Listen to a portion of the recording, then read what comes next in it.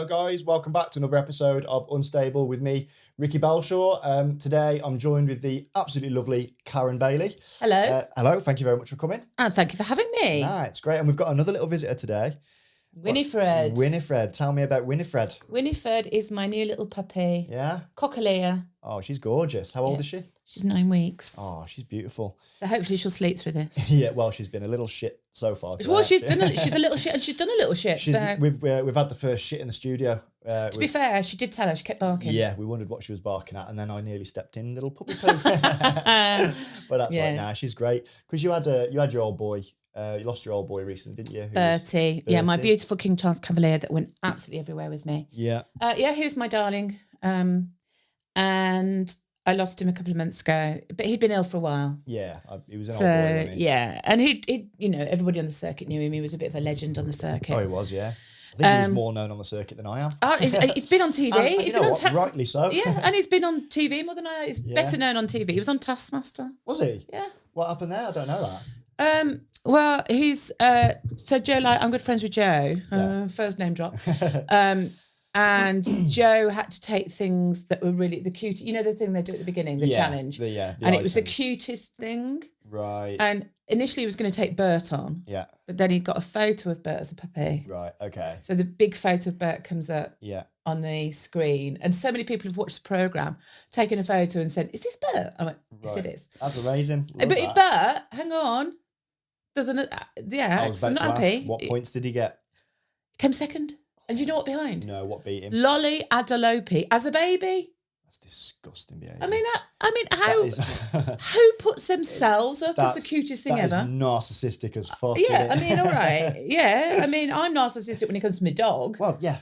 Well, that's right. There's no dog cuter than this. No, however, Bertie should have won that. I'm fuming. Greg, you're a prick. He was. Yeah. I mean, the chances of him watching this are slim to none. Well, if he does watch it, he's still a prick. Tag him in this, guys. Let's get Greg on and tag Taskmaster and stuff like that.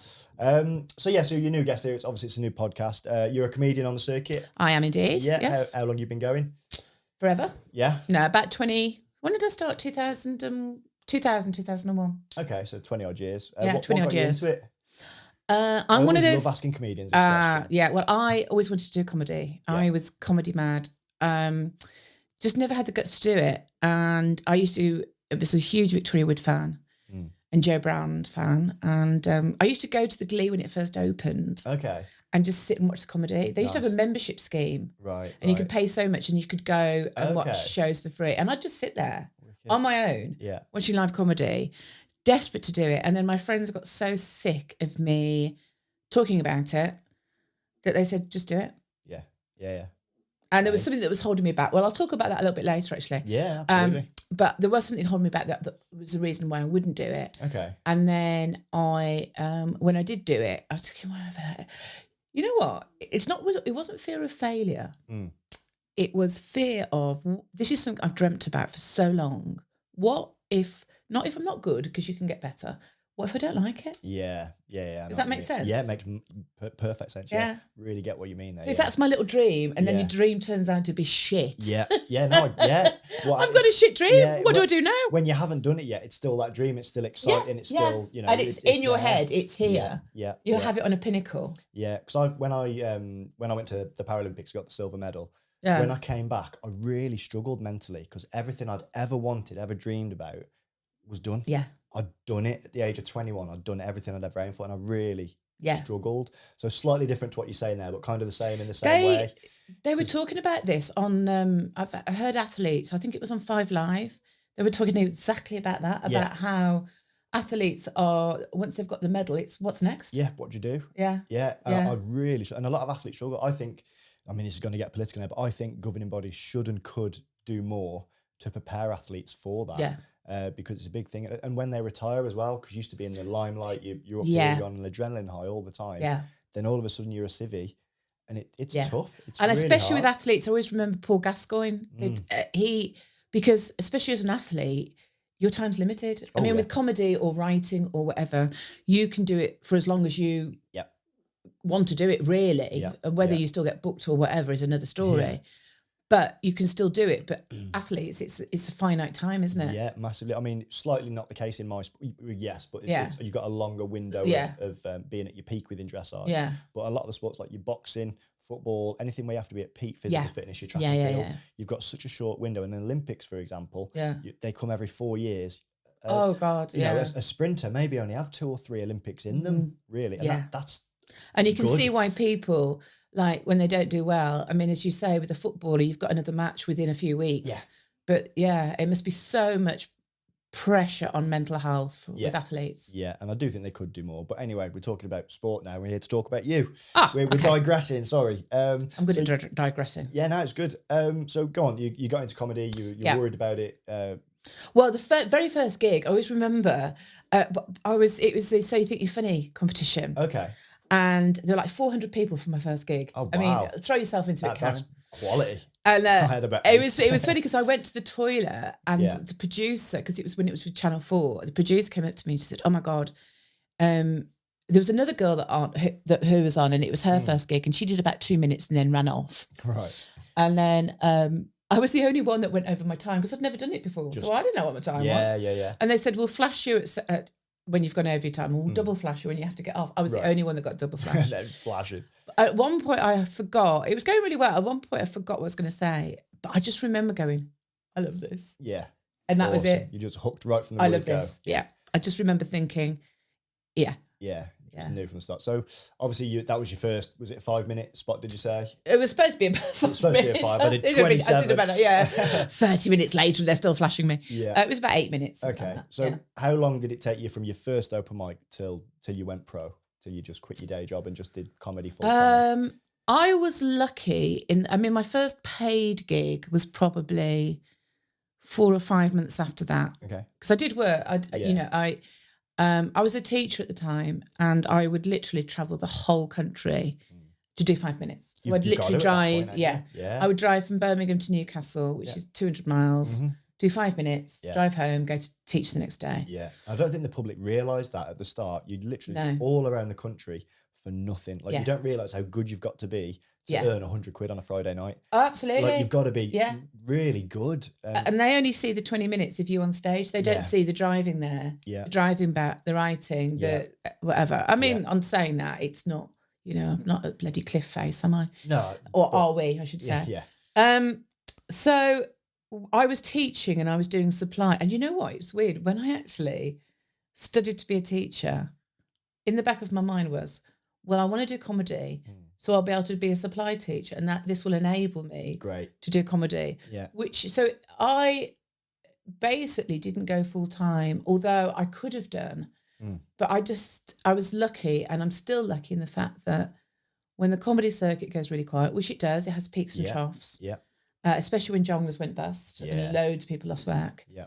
I've always had like supply teaching to fall back on. Great. Yeah. So I could always do 1 day, 2 days, maybe even 3 days, sometimes only a month.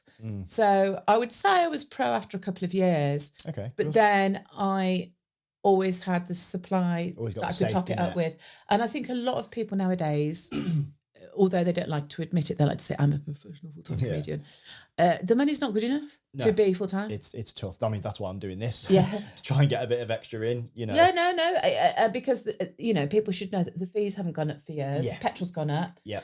House of living costs gone up. We would barely be making the basic minimum wage. Yeah. I mean, I went full-time a few months ago this year. Yeah. And my mortgage is paid, my bills are paid, but I haven't got much, if any, disposable at the end of the month. It only takes a couple of cancelled gigs, and I'm fucking struggling or you're to pay ill the bill. or whatever. I can't be ill. I can't afford to have a weekend off. Like, I have to be working every Friday, Saturday. Yeah. If I don't, I'm struggling to pay the bills. It really is that on the edge. Yeah, people don't realise that. Well, because and the fees haven't gone up for years. No, they really haven't. And we don't help ourselves because we still do the gigs. We still do them. Or there will always be somebody.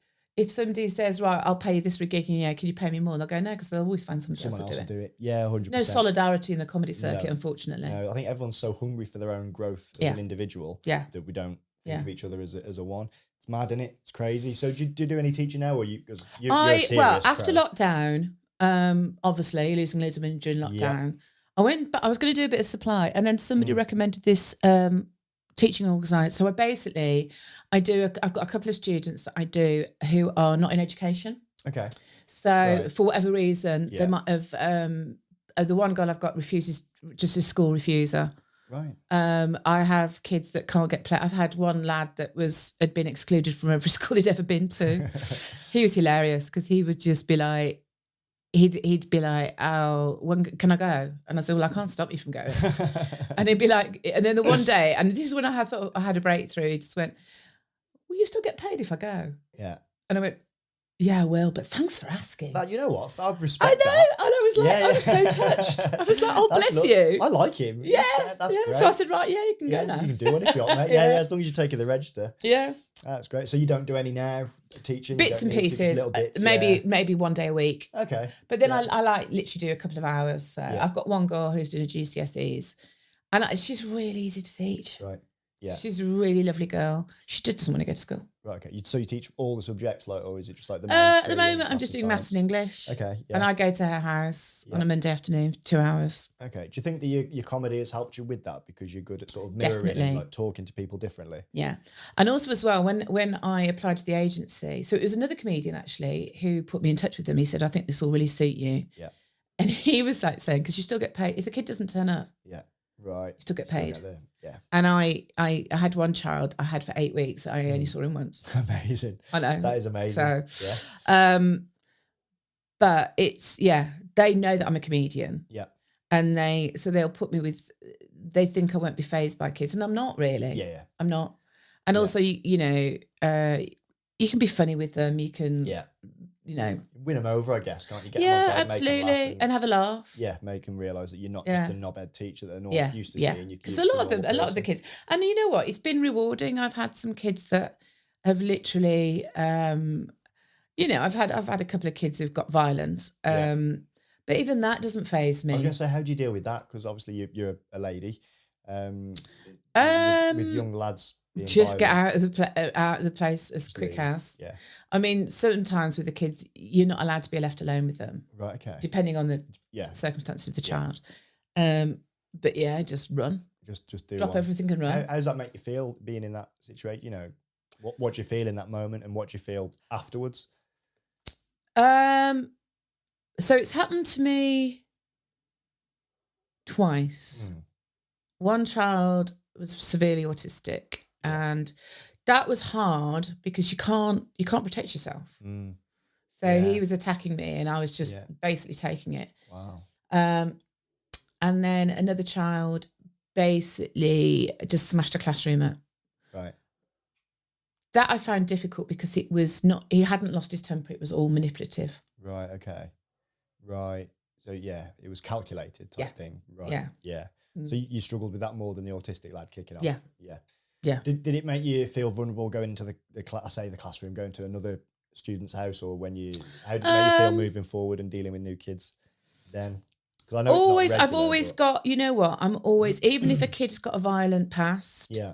I had one child recently that I read her school records, and if you read the school records, you wouldn't go anywhere. But she was great. Oh, right, okay. She was great. And it's just like everybody needs... It's like with anybody in life, isn't it? Everybody needs a fresh start. Yeah. And there's going to be people that you like and people that you don't. And actually, I said to this girl, I said, she hated maths. Right. I absolutely loved maths. But she was brilliant. Really clever girl. Yeah. I said, you hate maths. Why do you hate maths? And I basically didn't say that, but I said, you had a shit teacher, didn't you? Right, okay. And she went, yeah. Yeah. And then, little bits come out of how the teacher, because she could be quite sullen, but it was just her way. And you should give people a chance. Yeah. Personalities, isn't it? Yeah, exactly that. I used to do a lot of teaching, like the RDA, the Rider for the Disabled. Yeah. And it was because obviously these kids are quite disabled. But the results, especially with the autistic and the Down syndrome kids, the relationship between them and the horse, and it's quite rewarding being that coach in that situation, really helping them improve. Yeah. And then, like, on the flip side of that, I remember I'm not going to name his name, but I can remember it clear as day. He was just a little bastard. He was very, very disabled, but he just had everything his own way all the time. And he was a horrible little prick. And I remember saying to him once, you're wasting my time, just get off the horse, and just refuse to teach him. Bawling, crying, and all the guys came up to me afterwards, the people who were normally teaching him, saying, "Oh, thanks so much. No one's ever spoke to him like that." And he was golden after that. Yeah. And for me, that was really good as well, because I got through to that kid somehow. So it is rewarding. It. You find the same. Absolutely, yeah. You can be more sort of patient with if kids have got a reason for being that. Yeah. But when it's the other way around, you just like, yeah. When it's a choice, it's just fucking frustrating. Isn't it? Yeah, absolutely. Absolutely. So you touched upon when you were talking about getting into comedy, you touched upon you nearly not doing it. Mm-hmm. What was that? This is going to sound weird, right? So I was very self-conscious. I had humongous breasts. Right, okay. There you go. Didn't expect that, did you? There's a soundbite. Yeah. I'm genuinely you should have that as your ringtone. You know what? Humongous breasts. I've got a few buttons here that I can put soundbites on. I've not used them yet. That's going to be my first humongous soundbite. Humongous breasts. I mean, humongous. I interviewed a sex worker the other week, and I wish I'd had that soundbite for that. Oh, really? Perfect. Yeah. Humongous breasts. Sorry, carry on. So to the point where, and I do actually now talk about this on stage. So when I first went to get a bra, so I was like, let's put this in context. I was probably about a size, for the women out there, I'll understand this, like a size 18 top and a size 10 bottom. Oh, no, I understand that. That's, yeah. So like, couldn't get anything to fit me. Wow. Really self-conscious about it. Yeah. And I talk about it on stage now. I've got a bit of material about how I say that, you know, when I first went to get a bra fitted, the woman at this shop came out with a maternity bra. And my mum was like, she can't wear that. She's 15 years old. Yeah. It's got milk flaps. Oh, Christ. And I used to say, you know, all the girls at school would play with tiny tears. I could feed her. Yeah, wow. And I was, you know what, I was so self-conscious, and I just thought I'd never be able to do it because if I got heckled, I would just crumble. Yeah. And then in my 30s, I had a breast reduction. Okay. And that changed my life. Oh, really? Mm. It's interesting because, like, obviously growing up and stuff at school and that, from a guy's point of view, you think that, you know, it's always good the girl with the big boobs. Yeah. But you're saying they were so big, it actually made you feel. Oh, yeah. And you know what? It's really interesting because, so when I never really thought of I didn't think I could get a breast reduction. And it was when my auntie had a breast implant on the National Health for mental whatever. Yeah. And I was like, what? Yeah. You can have that for that, but you can't for a breast reduction. And it's a very common operation in Australia, for example, because of back issues and you know, the weight and everything. A friend of mine's wife had it for that reason. Yeah. Absolutely. She had really big breasts. Yeah. And people would be like, I remember the first my mum took me to the doctors when I was 16, and I was so I looked like Jordan, you know. I mean, really tiny waist and hips and just humongous tits. Yeah. And I was very sporty. They didn't do sports bras back there, and I used to say my sports bra was two wheelbarrows. And I wasn't, for other reasons as well. Growing up, I was just not that person to be confident enough. Yeah. To carry it off. Mm-hmm, mm-hmm. And they were the bane of my life. Even now, I mean, they're still quite big now, but even now, so when it's summer, I hate summer. Right. Because winter you can cover up and wear big baggy clothes. Yeah. So even psychologically, when it's hot and sunny, you still got I feel like people say they get that sad syndrome when it goes sun. I'm the opposite. You get happy. Oh yeah. As soon as it's sweater cold, weather. Come on, yes. Get the log burner on. Yeah, absolutely. And it's so it and it's weird now I can talk about it and joke about it because, but and also as well, I think it's because if you had big ears or a big nose or something else, people, they'd never comment about that. You know what I mean? They would never, because that's rude. Yeah. Big tits. But it seemed to be okay with the boobs, did it? Yeah. God. I mean, I remember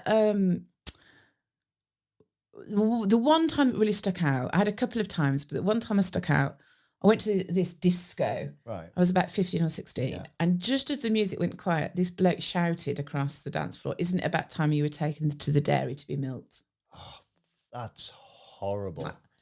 And there's so many layers to that insult. That is disgusting. And I spent the rest of the evening in the toilet crying until my dad came and picked me up. And actually, it's really funny because that's horrible. I told this comedian and I said, and it was funny the way I said it. I said, I was in the toilet waiting for my dad to pick me up. He said, what? And take you to the farm? And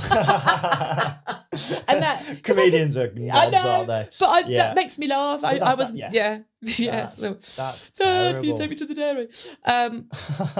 So, yeah. And as I say, people assume, because it's like, I mean, why would people comment, oh, you've got big tits? Yeah. You wouldn't say, if somebody walked past you in the street, you've got big nose, you've got big ears. Although people do that, don't they? Well, yeah, there are knobs that will do that in any walk of life. So I remember my first day at secondary school. So I went to a primary school where half the kids, there was a car park, and there was a special education needs school that shared the car park. So a lot of the kids at my primary school were disabled. So I never had any problems there. It was very common. Yeah. When I went to secondary school, I was the only disabled guy in the whole school. And my dad, I come from a very working class background, and my dad sat me down and he went, Rick, someone's going to take the piss today. I was like, what?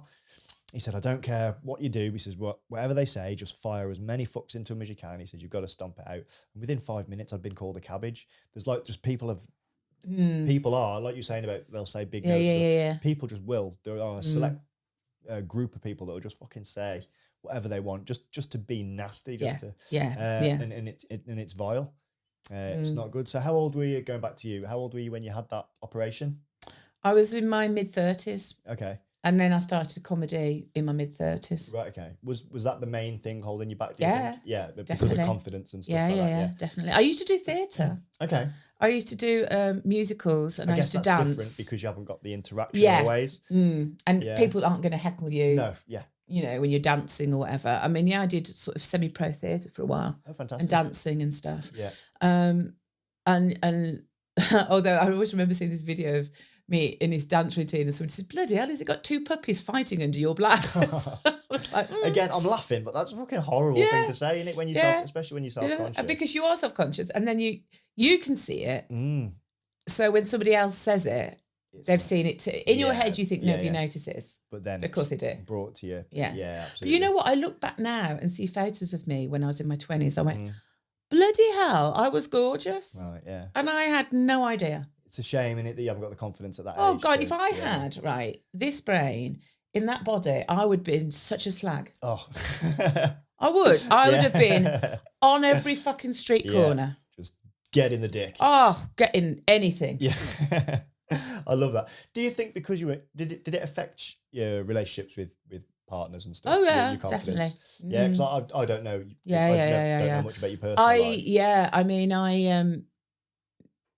had a tough, things happened to me when I was younger that were pretty shitty. Yeah. And so that was all part of it. I don't want to make you say anything you don't want to. No, it's fine. I'll only tell you what I can. Yeah, of course. I don't make you feel uncomfortable at all. No. Because I think, I had therapy and I didn't speak to anybody until I had a therapist. And I was probably in my 40s. I think, was I in my 40s when I had the therapy? Probably. But it was all tied in. Right. It was all tied in. So there was what had happened to me, and then there was the big tits, and then there was the assumption, oh, she's got big tits, so she's going to be an easy lay. Yeah. And then, I think I was bloody sort of early 20s before I lost my virginity. Right. And that was all tied up in it. And then I was strictly brought up. My mum was like, don't have sex before marriage. Because once they've caught the bus, they weren't stoned for the whole ride. Right, okay. And I'll be, but what if they've paid? What a metaphor that is. What if they've paid, What a weird metaphor. I mean, Mum, they've got a bus pass. They'll be fine. Yeah, don't go for the over 65s. They don't have to pay. What? Yeah, exactly. And then my sort of saying back was, well, you never buy a pair of shoes without trying them on. So, what if they pinch? Yeah, or make blisters? What if they rub in places they shouldn't rub? Karen, you want them to rub in the right places, not the wrong places. You don't want this synthetic rubbish. No, you don't want blisters. Makes you sweaty. Don't want blisters there. Do you know what I mean? We've covered some topics here, haven't we? I love it. My God, we're covering everything, aren't we? Yeah, it's great. So you do think it affected your relationships? Yeah. And do you think you had healthier relationships after the operation? No, not really. I think the therapy, it was all, I could make excuses, but I think looking back, It's so easy, isn't it, to go, if this hadn't happened, if that's happened, this, maybe I would have had more successful relationships, but it happened, and you just deal with it, don't you? Yeah, you just crack on. It's like, with you having cerebral palsy, it's you can't say, well, if I didn't have it, because that's who you are. Yeah, exactly that. You don't know what would have happened with whatever. Every little choice you make could spring a absolutely, and every single thing molds you as a person, and 100%. You can either be a victim or. It can just make you the person who you are. And I think as I'm getting older and having, oh God, I sound really philosophical, don't I? I'm really enjoying this. Yeah, I am learning. Phone in. I am learning. Have a chat. Anybody want to phone in, chat to Karen and Ricky? We'll sort it all out. We'll do some live podcast. That'll be fucking marvellous. That'll be great. We were talking then about the therapy and stuff that you had. Are you happy to talk a little bit about that? About absolutely. What went on and what they helped you with? Yeah. So I struggled on and off, I suppose, with depression. And then I had meningitis. Okay. Probably about, how long ago was that now? About 15, maybe. Yeah, I was doing comedy at the time. And so I had meningitis. I was in hospital in intensive care for a couple of weeks. Wow. And I think after that, and I think it's quite a common thing, it's like you survive something. Yeah. And after the survival, there's the depression. Because it's like... I can really relate to that, yeah. Yeah, so you're 100%. Like, oh, I'm still here. And then you go, well, what's the point anyway? Yeah, you get the survivor's guilt. Yeah. And I went to a doctor. I had a brilliant doctor. He was just the best. And I went to see him, and he got me to do everything. He said, I think you're really depressed. And he did this thing, and he said, yeah, I think you're severely depressed. So then he recommended me for therapy on the National Health, which we all know is pretty non-existent. Waiting list was like 18 months or something ridiculous. And I just think, how can you... Somebody got a broken leg, you say, yeah, we'll have a look at it in 18 months' time. With the mental health problem like that, depression, 18 months could literally be too late before you make a certain decision. Yeah, absolutely. So anyway, I went for this assessment with this guy who, when you talk to people and the people that close their eyes when they're talking to you. Yeah. Right. And... It's really off-putting, isn't it? Really off-putting. And I just wanted him to carry on talking. I was just going to fuck off. I was just going to leave him talking to himself. Yeah. And then he turned around to me and he said, with his eyes closed, and said, do you think that your depression is caused by your oncoming middle age? And I looked at him and I went, you're the one with the ponytail and Jesus sandals. You tell me. And I was just like, I literally more or less walked out. And then I went back to my doctor and I was telling him, and he was roaring with laughter. He said, you're the funniest depressed person I've ever met. And then somebody sent me for this cognitive behaviour therapy. Oh, yeah. Which I can imagine if you've got like an annoying PTSD little tick or OCD, something like that. I'm sure it can help. Yeah. But I'm stood in somebody's back bedroom in Birmingham, right? There's knickers drying on the radiator. She's got this bloody, guild sort of qualification framed on the wall. Jesus. And she says, right, standing between you and me, show me in distance. Just how depressed do you feel? What does that even mean? I know. I went, what, you want to see in distance? And she went, so I literally walked down the stairs, out of the hall, into the middle of the road. I went, about here! And then... That's great. So then I went back to the doctor, and the doctor said, I'm going to recommend you a therapist, but you'll have to pay. Okay. I guess at that point you don't... I mean, obviously... At that point, you just want to be helped. You just want the help. Yeah, absolutely. So he said... Sorry, I interrupted. No. He said there's... he said out of 100 therapists, he said 90 are shit. 5% are good. Yeah. And 5% are brilliant. He said, and I believe that this woman is brilliant. Mm-hmm. And... just to interject that, I think it's really important with something like that to get a good fit for you. Oh yeah, definitely. I think you've got to have, because I've had psychology and therapy and stuff like that. I've had sports psychologists and stuff, and there are a lot that I haven't got on with, even though they're very good in their field and have helped people that I know. But you've got to have that rapport with your therapist. I really believe that. So if anyone is watching and thinking of getting help, don't be put off if you don't get anything at your first one, because is a rapport that you need to get. Yeah, don't think all therapy is crap, because it's not. Yeah, I mean, I don't think, as you say, if you get the right person, I don't think anyone's watching this for mental health advice, so to speak, but that is a big thing that I've certainly found, and by the sounds of it, you have no, as well. Absolutely, because the first guy I nearly kicked out and then walked out the other woman's house. Yeah. So it was a little Greek woman. Okay. And she was. There were some times when I would get really pissed off with her. Yeah. And I remember the following week, she said, "You were really angry with me last week, weren't you?" I said, "Well, you kept yawning." She said, "Well, why didn't you tell me?" She said, "Because you thought it was going to be rude, didn't you?" She said, "You have to tell me these things." That's good. And I remember the time I knew I'd get on with her. I was talking about somebody. I went, "Oh my God, can I swear on here?" Yeah, say what you want. I said, "Oh God, they're such a cunt." I'm so sorry. She went, "No, Karen. Sometimes cunt's the only word you can use." And I went, "I'm going to get on a row with you." Yeah, she sounds. So have you got her number still? I might give her a shout. She sounds great. So I literally was going to her once a week. Yeah. And then at one point when I was really suicidal, I was seeing her twice a week. Yeah. Which, just, and like people know when I'm down and when I'm not.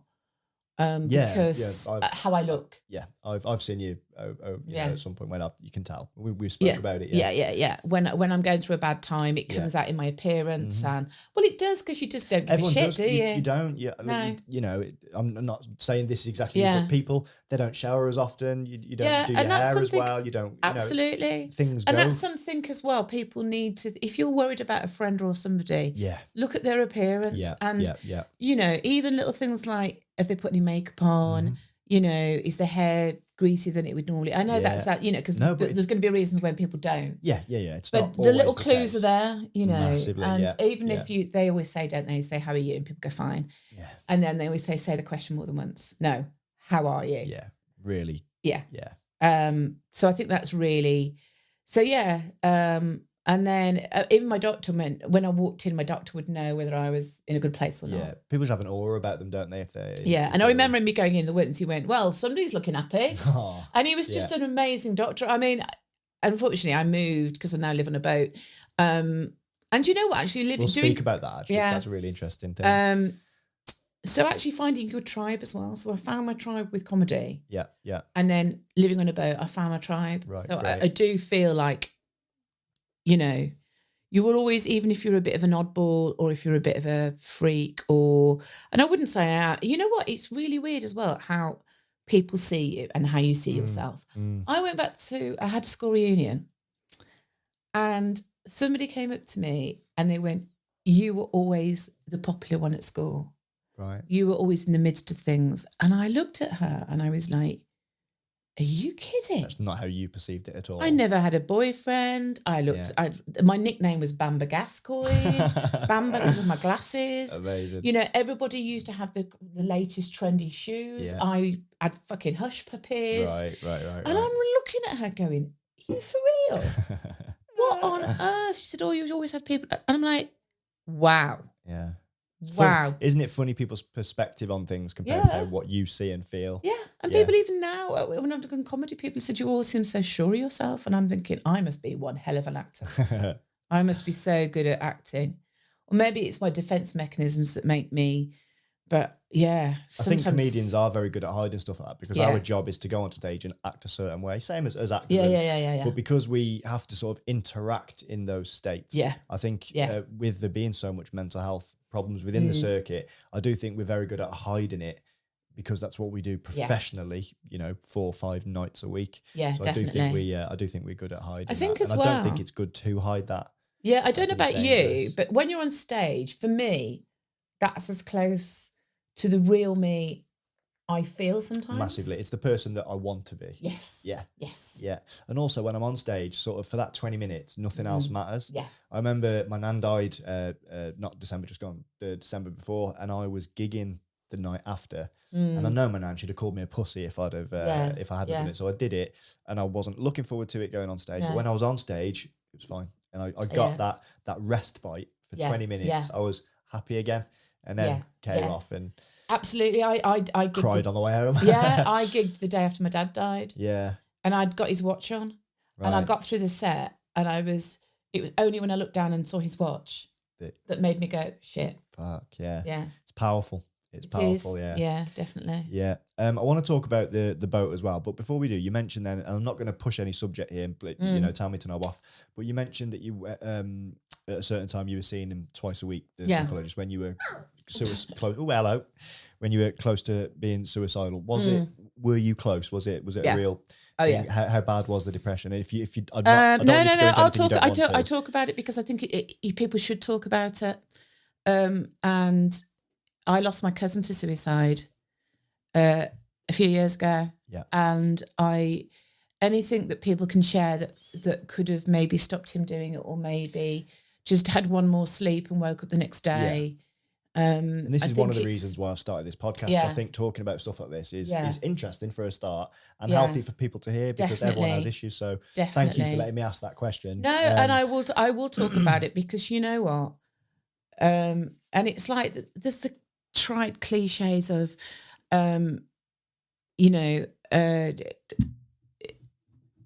if it's an end to a problem, but it's an end to everything. Yeah. It's not a solution for anything. No. And it's certainly not for the people you leave behind. Mm-hmm. And at the time, and this is where I think I'm quite understanding.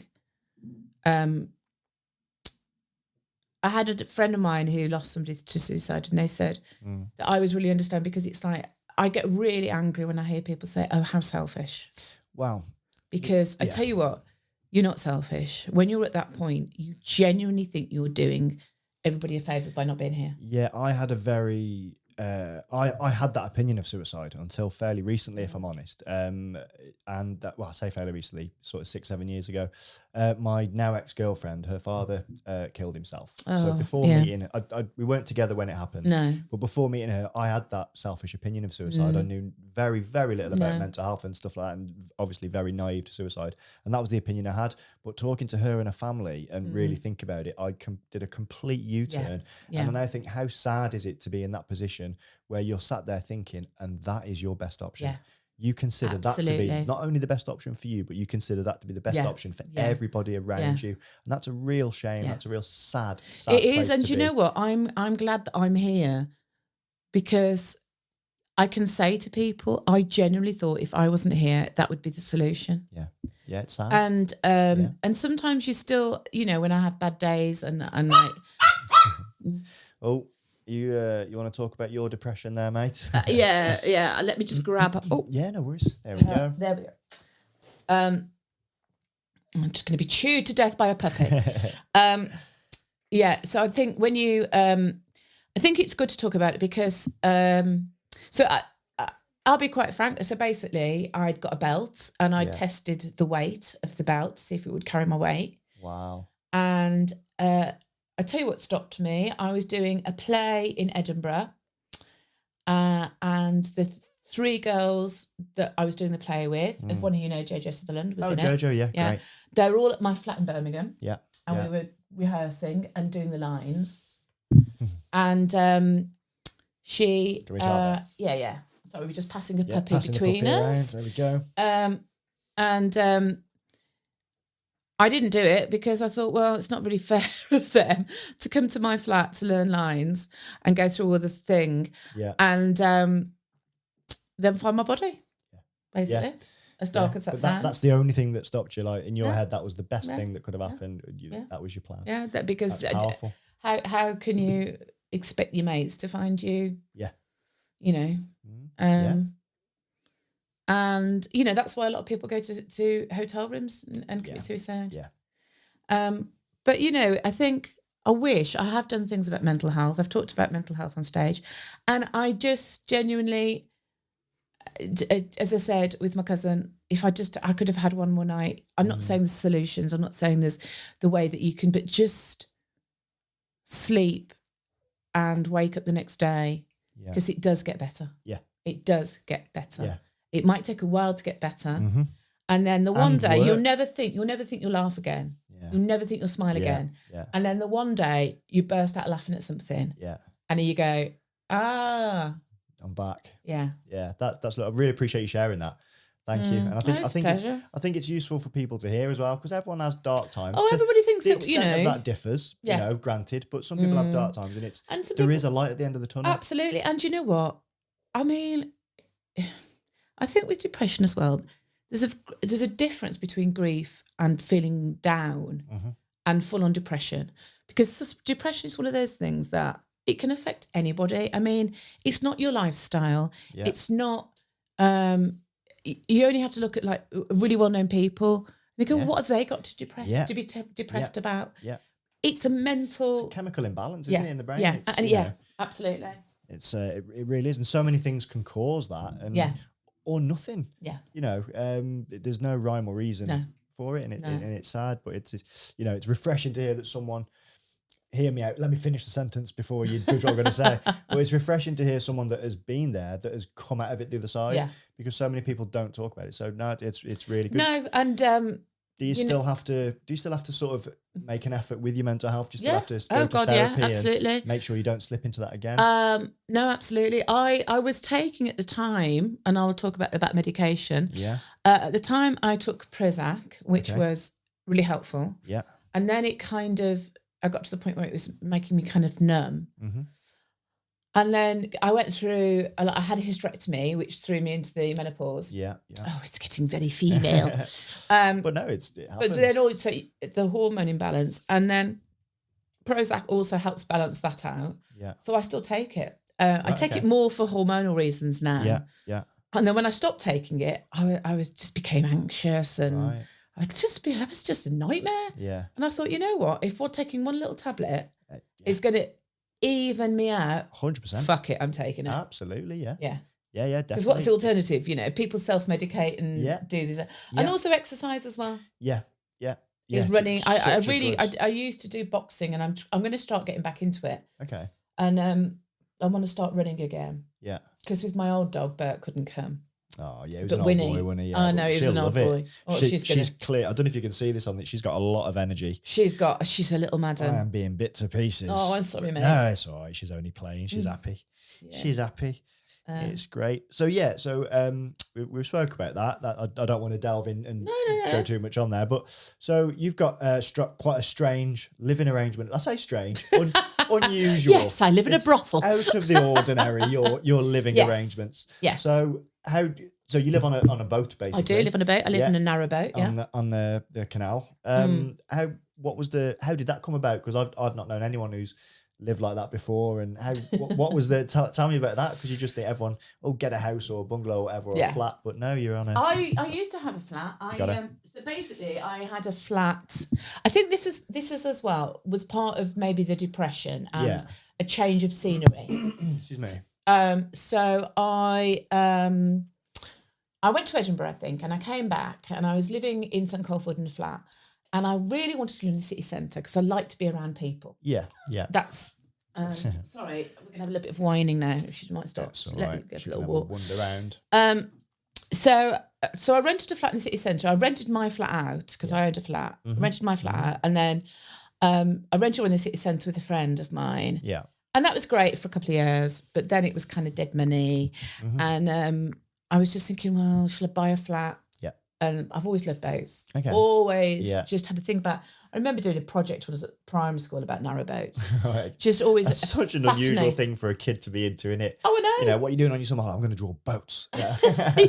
Are you autistic? Yeah, maybe. I've actually, you know what?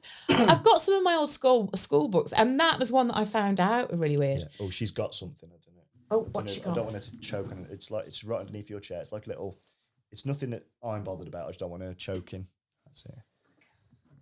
There we go. There we go. There we go. Sorted. Well, hopefully. Find out now. So the boat. Oh yeah. I can't remember where we were. But. Yes. So so I wanted to live in the city centre, and I thought I looked at some flats in the city centre, and I was like, just boxes. And then I remember saying to my mum and dad, I really fancy living on a boat. No, not that I have to get permission from my mum and dad, but it does help. Yeah. You know what I mean? Yeah. And my dad said, I don't think you're ever too old to get advice from your mum and dad. You know, always. Thinking my dad would hit the roof. Yeah. Brilliant. Really? Let's go and look at the boats. What a great response. And so we went and looked at a new build boat. Yeah. And then Dad said, why don't we go to a marina and have a look at the boats at the marina? And we saw this boat. I fell in love with it. And on the way back, my dad said, well, put a deposit down. Just do it. And he said, I'll give you the money, put the deposit down. Fantastic. So, and again, I was talking about tribes. So at my comedy tribe and people living on boats, you know, it's completely different to living in a flat or a house. I know all my neighbours, you know, we help each other out, like during lockdown, because obviously we couldn't go from boat to boat. We like we could sit outside. Yeah, so you're all on your own boats and still conversing and conversing, stuff. and like that was really helpful in the lockdown. Oh God, unbelievable! I felt so alienated here. Yeah. I was in a little bubble with my girlfriend and that, but she'd come over a couple of times a week. Yeah. But it was just so lonely. Yeah, and like just people help each other out, and like, you know, there's like a lot on the basin where I am now. You know, there's people who are genuinely really good friends that have, just always. It's not just like, I know people do get on well with their neighbours and stuff. Yeah, but I can honestly say, when I lived in a flat, I might say hello to my neighbours. Yeah, that was it. That was it. I've got a mate of mine who's got a flat in Manchester, and I was talking to him whenever I gig up there, I stay with him, and I said to him, "Oh, how'd you get on with the other guys in here?" And he's like, "I don't know him." Doesn't know him, and they literally live above and below each other, and he doesn't know. And it's amazing, isn't it? You're living in that close proximity. Yeah. And you probably don't even know their names. No, it's bizarre. Whereas, I mean, on the basin, I mean, there's people that look after Bert. Sorry, when you say the basin, what's the basin? The gastric basin. So it's like a marina. Okay, sorry. So they're called wharfs or marinas. Gastric basin. Okay. Yeah. Gastric basin is unique because it's one of the oldest places, and it's right in the city centre, Birmingham city centre. Yeah.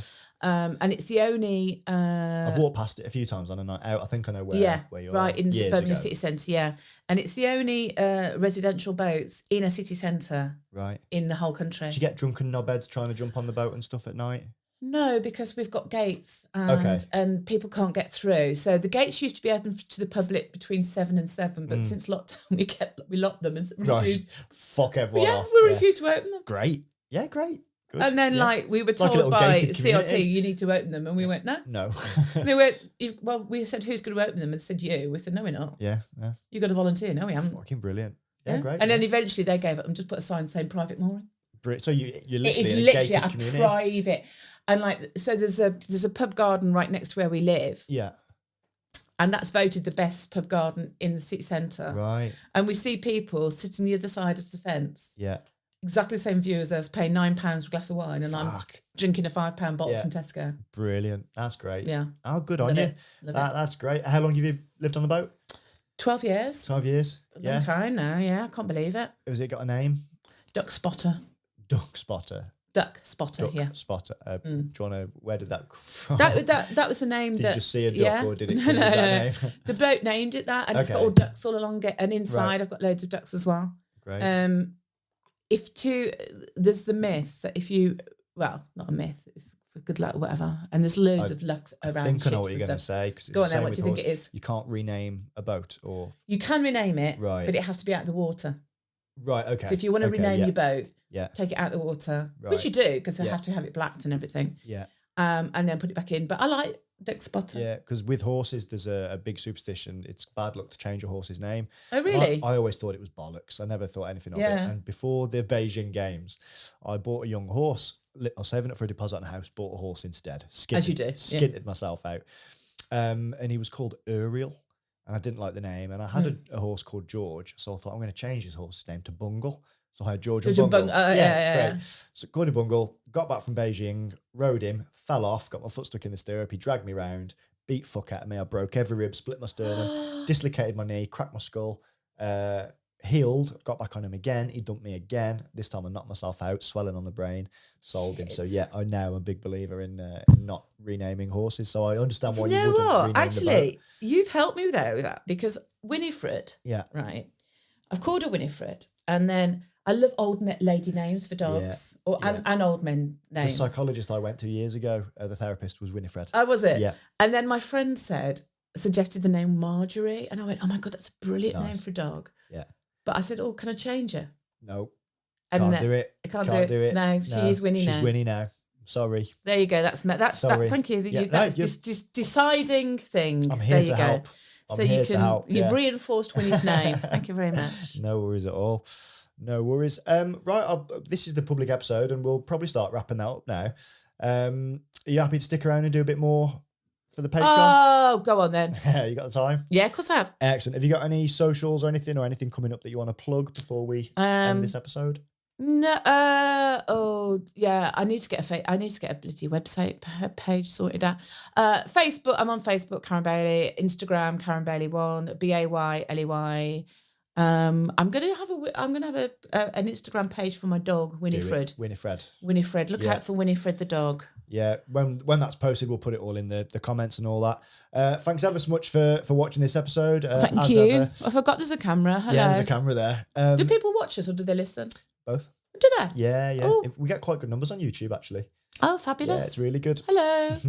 If you've made it, now. She's gone now. If you have made it this long, do me a favour, just like this video, hit I can't my words out, hit the subscribe button on the YouTube channel or whatever you're listening on, because you don't realise how much that actually helps us with the algorithm and things.